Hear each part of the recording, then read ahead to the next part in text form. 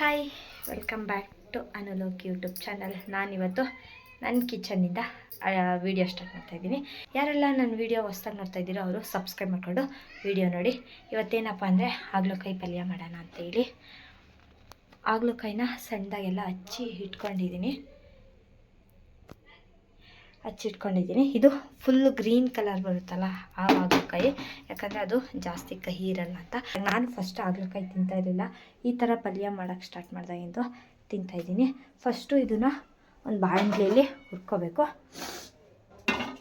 ಈರುಳ್ಳಿ ಹೆಚ್ಚಿದ್ದಲ್ಲ, ಅದಕ್ಕೆ ಕಣ್ಣಲ್ಲಿ ನೀರು ಬಂದಿತ್ತು.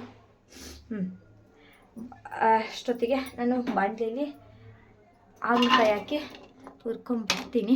ಅಷ್ಟೊತ್ತಿಗೆ ನಾವು ದೇವಸ್ಥಾನಕ್ಕೆ ಹೋಗಿದ್ವಿ. ಕ್ಲಿಪ್ಪಿಂಗ್ನೆಲ್ಲ ಆ್ಯಡ್ ಮಾಡ್ತೀನಿ, ಬೆಳಗ್ಗೆಯಿಂದ ಏನೇನು ಮಾಡಿದೆ ಅಂತ ನೋಡ್ಕೊಬನ್ನಿ. ನಾನು ಮತ್ತು ನನ್ನ ತಮ್ಮ, ನನ್ನ ತಂಗಿಗೆ ಡೆಲಿವರಿ ಆಗಿತ್ತು. ಸೊ ಪಾಪು ನೋಡೋಣ ಅಂತ ಹೇಳಿ ನಾನು, ಜಶು, ನನ್ನ ತಮ್ಮನೂ ಹೊರಟ್ವಿ ಹಾಸ್ಪಿಟ್ಲ್ ಹತ್ರ.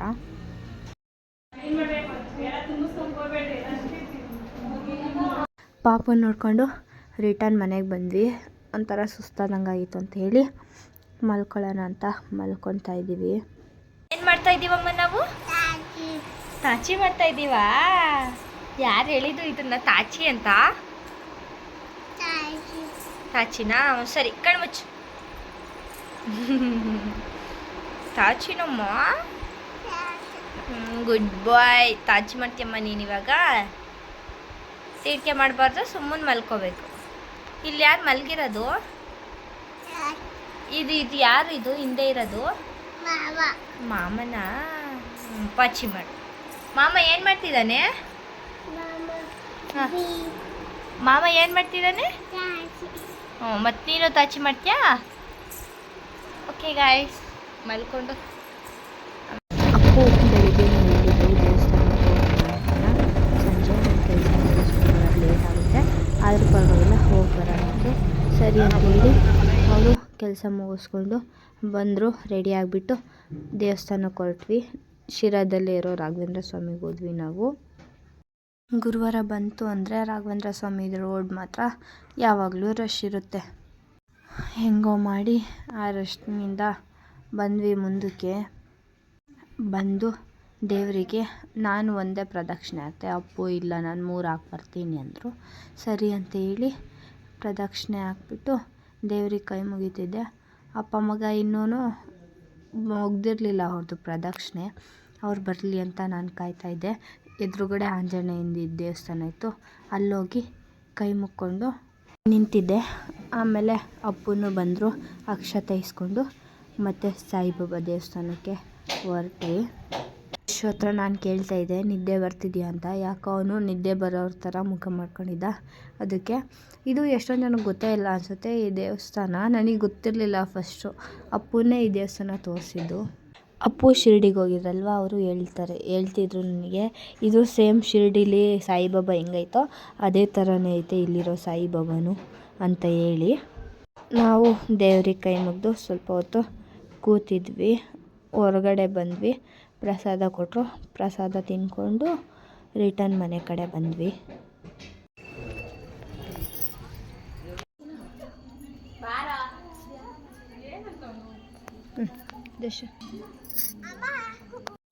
ಇದಕ್ಕೆ ಸ್ವಲ್ಪ ಎಣ್ಣೆ ಹಾಕಿ ಹುರ್ಕೊಳ್ಳೋಣ.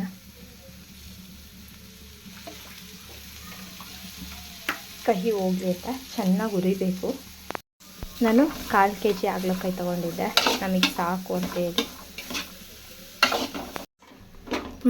ಚೆನ್ನಾಗಿ ಹುರ್ಕೊಂಡಿದ್ದೀನಿ. ಕಡಲೆಬೇಳೆ ಸ್ವಲ್ಪ, ಸಾಸಿವೆ, ಅರಿಶಿನ, ಬೆಲ್ಲ. ನಾನು ಆರ್ಗ್ಯಾನಿಕ್ ಬೆಲ್ಲನ ಯೂಸ್ ಮಾಡ್ತಾಯಿದ್ದೀನಿ. ಈರುಳ್ಳಿ, ಹಸಿರುಗಾಯಿ, ಟೊಮ್ಯಾಟೊ, ಕರ್ಬೇವಿನ ಸೊಪ್ಪು, ಕಾಯಿ. ಇಷ್ಟೇ ಇದಕ್ಕೆ ಬೇಕಾಗಿರೋದು ಐಟಮು. ಫಸ್ಟು ಬಾಣಲಿಗೆ ಎಣ್ಣೆ ಹಾಕ್ತೀನಿ. ಸ್ವಲ್ಪ ಹುರಿದಿದ್ನಲ್ವ, ಅದಕ್ಕೆ ಬ್ಲ್ಯಾಕ್ ಆಗಿಬಿಟ್ಟೈತೆ ಬಾಣಲಿ. ಎಣ್ಣೆ ಕಾದ್ಮೇಲೆ ಸಾಸಿವೆ ಹಾಕೋಣ. ಸಾಸಿವೆ ಚಟಾಪಟ ಆದಮೇಲೆ ಇದಕ್ಕೆ ಕರ್ಬೇವಿನ ಸೊಪ್ಪು ಹಾಕೊಳ್ಳೋಣ. ನೆಕ್ಸ್ಟು ಕಡಲೆಬೇಳೆ ಹಾಕ್ಬಿಟ್ಟು ಸ್ವಲ್ಪ ಹೊತ್ತು ಹುರ್ಕೊಳ್ಳೋಣ.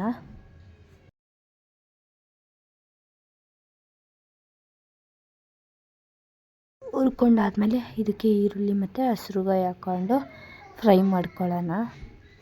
ಚಟ ಚಟ ಅನ್ನೋದೆಲ್ಲ ಸೌಂಡ್ ಬರುತ್ತೆ ಅಂತ ಹೇಳಿ ವಾಯ್ಸ್ ಓವರ್ ಕೊಡ್ತಾಯಿದ್ದೀನಿ. ಇದಕ್ಕೆ ನಾನು ಎಣ್ಣೆ ಜಾಸ್ತಿ ಯೂಸ್ ಮಾಡಲ್ಲ, ಅದಕ್ಕೆ ಸ್ವಲ್ಪ ಘಾಟಾಗುತ್ತೆ.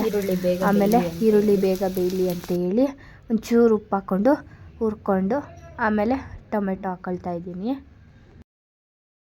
ಟೊಮೊಟೊ ಮೆತ್ತಗಾಗೋವರೆಗೂ ಚೆನ್ನಾಗಿ ಫ್ರೈ ಮಾಡಿಕೊಂಡು ಆಮೇಲೆ ಆಗಲೇ ಹುರಿದಿಟ್ಕೊಂಡಿದ್ವಲ್ಲ ಹಾಗಲಕಾಯಿನ ಅದನ್ನು ಬಾಣಲಿ ಒಳಗಡೆ ಹಾಕಿ ತಿರುಗಿಸೋಣ.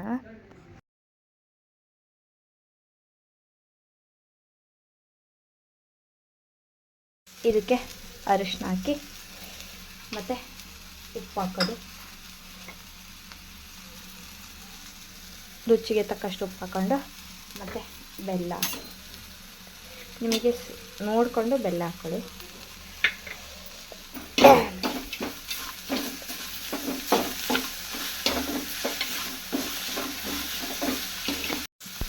ಇದಕ್ಕೆ ಕಾಯಿ ಹಾಕ್ಕೊಳ್ತಾ ಇದ್ದೀನಿ.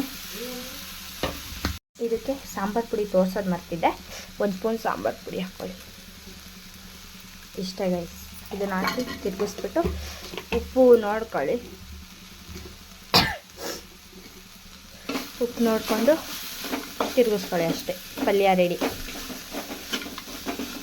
ಇದಕ್ಕೆ ಬೆಸ್ಟ್ ಕಾಂಬಿನೇಷನ್ ಅಂದರೆ ರಾಗಿ ದೋಸೆ. ಈಗ ನಾನು ರಾಗಿ ದೋಸೆ ಮಾಡ್ಕೊಂಬರ್ತೀನಿ. ರಾಗಿ ದೋಸೆ ಮಾಡ್ತೀನಿ ಗೈಸ್. ಇದು ಶುಗರ್ ಇರೋರಿಗೆ ಬೆಸ್ಟ್ ರೆಸಿಪಿ ಅಂತಲೇ ಹೇಳ್ಬೋದು. ಯಾಕಂದರೆ ಇದ್ರ ಜೊತೆಗೆ ನಾವು ದೋಸೆನೂ ಮಾಡ್ತೀವಿ. ದಿನಾ ಮುದ್ದೆ ತಿಂದು ತಿಂದು ತಿಂದು ಬೇಜಾರಾಗಿರುತ್ತಲ್ವ, ಅಂಥವರಿಗೆ ದೋಸೆ ಮತ್ತು ಹಾಗಲಕಾಯಿನೂ ಒಳ್ಳೇದಲ್ವ ಶುಗರ್ ಇರೋರಿಗೆ. ಸೊ ಮಾಡಿಕೊಡಿ ನೀವು. ನಿಮ್ಮ ಮನೇಲಿ ಯಾರಾದರೂ ಶುಗರ್ ಪೇಷಂಟ್ಸ್ ಇದ್ದರೆ, ಇಲ್ಲ ನಿಮಗೂ ಹೆಲ್ತ್ಗೂ ಒಳ್ಳೆಯದು. ಶುಗರ್ ಪೇಷಂಟ್ಸ್ಗೆ ಮಾಡಿಕೊಡ್ಬೇಕು ಅಂತ ಏನಿಲ್ಲ, ಮನೇಲಿ ನೀವು ಮಾಡ್ಕೊಂಡು ತಿನ್ಬೋದು. ಓಕೆ ಗೈಸ್, ಐ ಹೋಪ್ ಈ ವಿಡಿಯೋ ನಿಮ್ಮೆಲ್ಲರಿಗೂ ಇಷ್ಟ ಆಗಿರುತ್ತೆ ಅಂತ. ಇಷ್ಟ ಆಗಿದ್ದರೆ ಲೈಕ್ ಮಾಡಿ. ಯಾರೆಲ್ಲ ನನ್ನ ವಿಡಿಯೋನ ನೋಡ್ತಾ ಇದ್ದೀರಾ ಅವರು ಸಬ್ಸ್ಕ್ರೈಬ್ ಮಾಡ್ಕೊಂಡು ವಿಡಿಯೋ ನೋಡಿ. Thank you for watching. Bye.